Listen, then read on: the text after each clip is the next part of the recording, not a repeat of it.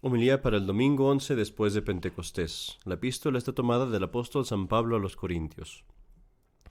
Hermanos, quiero renovaros la memoria del Evangelio que os he predicado, que vosotros recibisteis, en el cual estáis firmes, y por el cual sois salvados, si lo conserváis de la manera que os lo prediqué, porque de otra suerte en vano habríais abrazado la fe. En primer lugar, pues, os he enseñado lo mismo que yo aprendí, que Cristo murió por nuestros pecados, conforme a las Escrituras, y que fue sepultado, y que resucitó al tercer día según las mismas Escrituras, y que se apareció a Cefas y después a los 11 apóstoles. Posteriormente se dejó ver por más de 500 hermanos juntos, de los cuales, aunque han muerto algunos, la mayor parte viven todavía. Se apareció también a Santiago y después a los apóstoles todos. Finalmente, después de todos, se me apareció también a mí, que vengo a ser como un abortivo, siendo como soy el menor de los apóstoles, que ni merezco ser llamado apóstol, pues que perseguí la iglesia de Dios. Mas por la gracia de Dios soy lo que soy, y su gracia no ha sido estéril en mí. El Evangelio está tomado desde el Evangelio de nuestro Señor Jesucristo según San Marcos. En aquel tiempo, dejando Jesús los confines de Tiro, se fue por Sidón hacia el mar de Galilea, atravesando el territorio de Decápolis. Y presentáronle un hombre sordo y mudo, suplicándole que pusiese sobre él su mano. Y apartándose Jesús de la gente, le metió los dedos en las orejas, y con la saliva le tocó la lengua, y alzando los ojos al cielo, arrojó un suspiro y díjole: Éfeta, que quiere decir abríos. Y al momento se le abrieron los oídos, y se le soltó el impedimento de la lengua, y hablaba claramente. Y mandóles que no lo dijeran a nadie, pero cuanto más se lo mandaba, con tanto mayor empeño lo publicaban, y tanto más crecía su admiración, y decían: todo lo ha hecho bien, él ha hecho oír a los sordos, y hablar a los mudos. En el nombre del Padre, y del Hijo, y del Espíritu Santo. Amén. Queridos hermanos, el día de hoy quiero hablarles de 3 distintos puntos. El primero, quiero explicarte cómo en este Evangelio tenemos una prueba contra los protestantes en favor de los sacramentos de la Iglesia, los cuales ellos niegan. En el segundo punto vamos a hablar de cómo no es el sacerdote el que da los sacramentos, sino que es Cristo mismo el que los da. Y finalmente, en el tercer punto, vamos a hablar acerca de algunas de las ceremonias del bautismo para apreciar mejor las gracias que Dios nos ha dado en este sacramento. Cuando viene el primer punto, los protestantes niegan los sacramentos que Dios ha dado a la Iglesia. Ellos los llaman invenciones de la Iglesia, supersticiones, y los protestantes pretenden ser más espirituales, ser más elevados, no necesitar de esas cosas externas. Ellos dicen: Dios no necesita ceremonias. Y así niegan la confesión, niegan la extremunción, niegan mucho de la comunión, y niegan nuestra agua bendita, nuestros sacramentales, el escapulario, todas las cosas externas que Dios mismo ha dado a la Iglesia. Pero cuando alguien te dice estas cosas, tú refiérelos al Evangelio según San Marcos, al capítulo 7, que es el que leímos hoy. Porque tú les puedes decir: mira este milagro que hizo Cristo, cura al enfermo, pero hace todas estas ceremonias. Tú dime, ¿no podía Cristo curar a este enfermo con solamente sus palabras? ¿Qué necesidad tenía Cristo de tocarlo con sus dedos, de gemir, de mostrar esfuerzo con su rostro, de escupir y tomar saliva y poner la saliva en su boca? ¿Por qué Cristo haría todas estas cosas? No las necesitaba. Pero Cristo hizo estas cosas por 2 razones. Primero, para mostrarnos externamente las cosas que estaba haciendo interiormente en el alma del enfermo.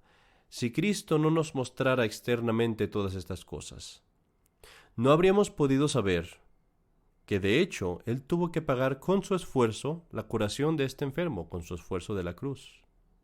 No hubiéramos podido saber que era de él Cristo mismo, de quien venía la salud al enfermo. Pero todo eso lo entendemos ahora por estas cosas externas que hizo Cristo. Pero también lo hizo para aumentar la fe de este sordomudo. Porque el sordomudo, no pudiendo escuchar, no tenía forma de entender, no tenía forma de ser enseñado, que era a través de los méritos de la santidad de Cristo mismo que él estaba siendo curado. No podía ser enseñado, y por eso nuestro Señor le enseña, como buen maestro, por medio de símbolos, de signos, para que su fe y su devoción crecieran y mereciera, o mejor se dispusiera, para recibir este milagro.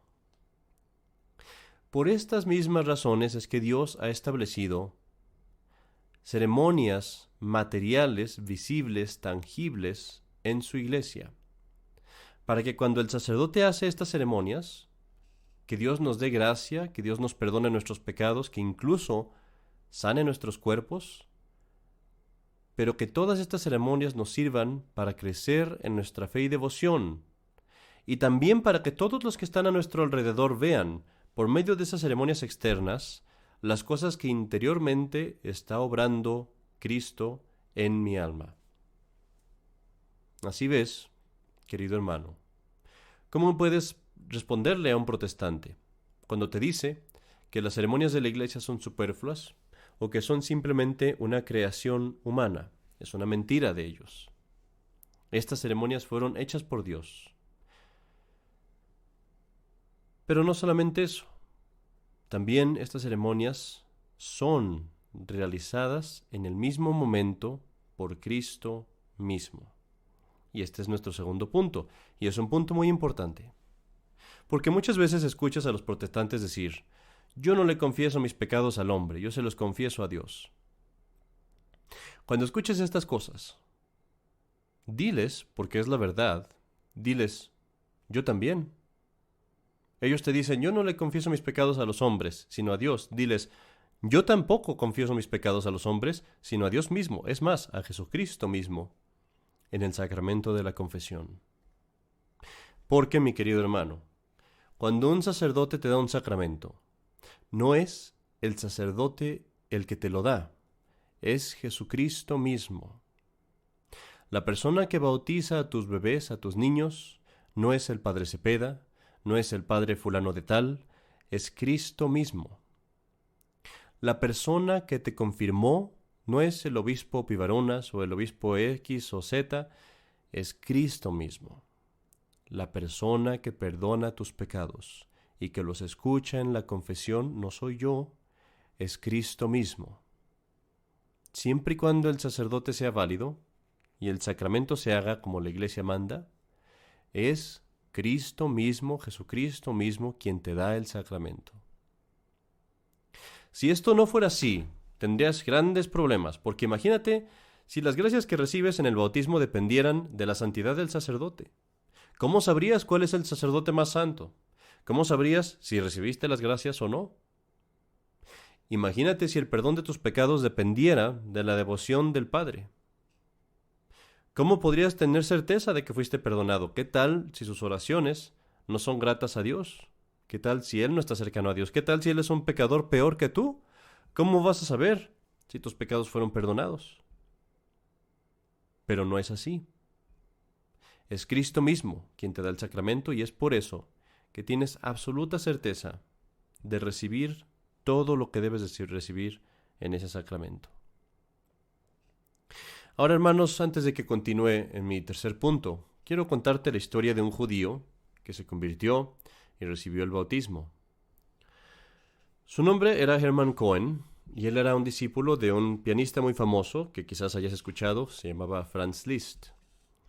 Es un compositor muy famoso incluso en nuestros días. Franz Liszt lo tomó como su discípulo y Hermann también era un prodigio en el piano y muy pronto se hizo igual a su maestro. Se hizo muy famoso, llegó a tener una vida muy disipada y él, aunque pertenecía a una de las familias más ancestrales entre los judíos, que es la de los Cohens, que quiere decir sacrificador, y aunque sus padres incluso eran fervientes judíos. Él mismo parece que no tenía mucho interés en la religión, vivía en fiestas, se juntaba todo el tiempo con artistas y tenía una vida pues totalmente mundana. Ganaba mucho dinero, pero después lo perdía todo en el juego, se convirtió en adicto al juego. Hasta tal punto que llegó a entrar en deuda, llegó a tener pobreza y a estar en una gran deuda. Y para pagar por esta deuda, aceptó el tocar el órgano en las iglesias católicas. Pues bien, él no sabía nada de las ceremonias católicas. Un día estaba viendo una ceremonia que no entendía, no sabía nada de ella, y el sacerdote estaba a punto de dar la bendición con el Santísimo Sacramento. Ahora, Hermann ni siquiera sabía qué era el Santísimo Sacramento o quién estaba ahí. Sin embargo, cuando el sacerdote empezó a dar la bendición a toda la iglesia, Hermann sintió una fuerza invisible que lo empujaba violentamente a hincarse. Esto, obviamente, lo preocupó. Empezó muchas preguntas en su mente y empezó a buscar a Dios, empezó a buscar una respuesta a todo esto. Y llegó un momento en el que, después de haber estudiado, se decidió a bautizarse, en contra de los deseos de su familia e incluso habiendo sido totalmente desconocido por ellos, especialmente por sus padres, pero acabó siendo bautizado. Narra él que el día de su bautismo le pareció ver los cielos abiertos y a Cristo mismo, a la Virgen María y a los ángeles que lo recibían. Le pareció, o más bien parece, que Hermann pudo ver con sus ojos las cosas sobrenaturales que pasan con esa ceremonia, con ese sacramento santo del bautismo. Y para terminar, mis queridos hermanos, veamos nosotros también un poco de estas ceremonias del bautismo. La mayoría de nosotros recibimos este sacramento cuando éramos bebés y no conocemos las ceremonias. Tengo la esperanza de que, reviviendo algunas de ellas, podamos apreciar mejor esta bendición que Dios nos dio en los sacramentos. Ahora, el bautismo empieza fuera de la iglesia, y empieza fuera de la iglesia para significarte que sí, que no eres miembro de la iglesia aún, y que no lo serás hasta que hagas lo que Cristo ha mandado, que es recibir el bautismo. Por eso la iglesia, de una forma muy gráfica, te pone fuera de la iglesia para indicar esto, que no eres aún parte de la iglesia. Cuando estás afuera, la iglesia te pregunta, ¿qué es lo que pides de la iglesia de Dios? Es como si la iglesia te dijera, ¿a qué viniste? ¿Qué quieres?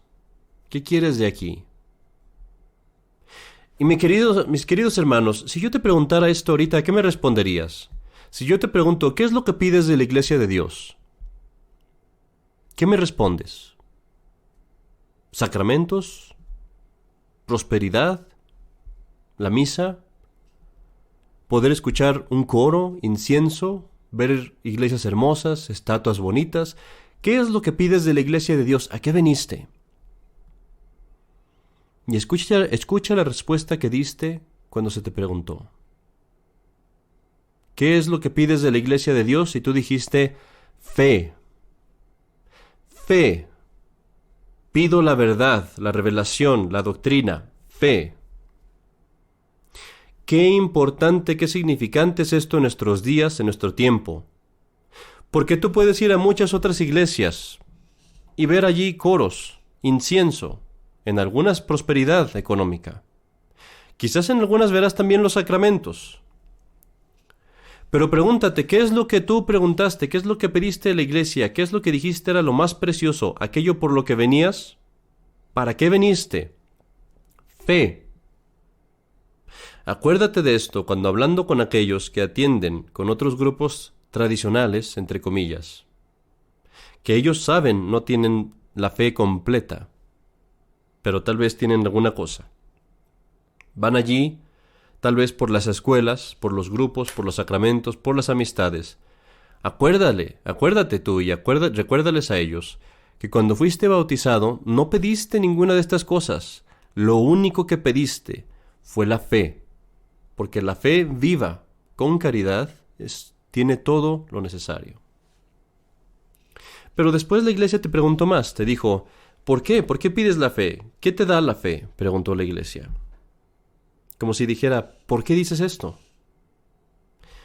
Y tu respuesta fue esta: vida eterna. Vida eterna. Esto es lo que buscas cuando vienes a la iglesia. Esto es lo que buscas cuando vienes a misa, vida eterna.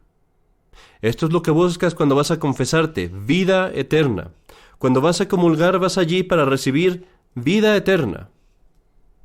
Y esto, queridos hermanos, te hace darte cuenta de la importancia de la iglesia, de lo grande que es aquello que tú buscas en la iglesia.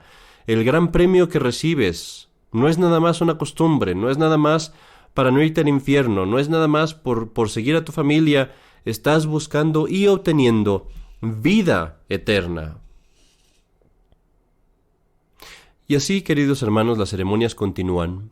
El sacerdote hará varios exorcismos y después pondrá su estola sobre ti y te recibe dentro de la iglesia él mismo. Es el sacerdote el que te trae dentro de la iglesia, no como el hombre, sino como que es Cristo mismo quien te trae adentro de la iglesia. Él es el que te recibe. Y después venimos a esa ceremonia que se describe en el Evangelio de hoy. Esa ceremonia que el sacerdote hace sobre ti, que hacen lo mismo que Cristo mismo hizo. El sacerdote pone sus dedos en tus orejas y su saliva en tus orejas y en tu nariz y dice, Éfeta, ábrete, sea abierto. Y en ese momento, cuando Cristo mismo hace eso sobre ti, tus oídos se abren, para que cuando tu madre, tu maestro, la hermana, el padre, quien sea, te explique el Evangelio, tú lo creas fácilmente, sin esfuerzo, porque en el bautismo tus oídos se abrieron para escuchar la verdad. Y finalmente, y para terminar este sermón, venimos a esa parte en la que respondiste a estas preguntas. Se te preguntó, ¿renuncias a Satanás? Y tú dijiste, sí, renuncio a Satanás. Lo rechazo. Y se te preguntó también, ¿y rechazas sus obras, sus tentaciones, sus doctrinas, sus enseñanzas, sus escuelas, las malas amistades, las malas películas, las malas música, todo eso, obras de Satanás, las rechazas? Y tú dijiste, sí, las rechazo, las renuncio. Y se te preguntó también, ¿rechazas a toda su gloria, toda su victoria, todo su poder, sus placeres, todas estas cosas del mundo, la fama del mundo? Y tú dijiste, sí, lo rechazo. Y en estas preguntas se te muestra que a través de esta ceremonia, como muchas ceremonias de la iglesia, se te dio un carácter, una cosa especial, se te hizo una persona distinta de todos los demás en el mundo. Tú solo con todos los católicos tienes un tesoro que los demás no tienen, una riqueza espiritual. Tú eres heredero del cielo, te pertenece si tan solo eres fiel a tus promesas. Tú eres realeza, miembro de la familia de Dios mismo. Tú tienes en tu posesión sabiduría divina, que es la sabiduría de la fe, que se te dio en el bautismo. Tienes todas estas cosas. Eres una criatura distinta. No eres igual a los demás en el mundo. Y es por eso que no gozas de las cosas, de los placeres vanos, bajos, de los que gozan los del mundo, porque tú eres distinto. Y todas estas cosas se te han dado a través de esa gracia que se te dio en el bautismo y que ahora a ti te pertenece completarla. A ti te pertenece sacar beneficio de ella.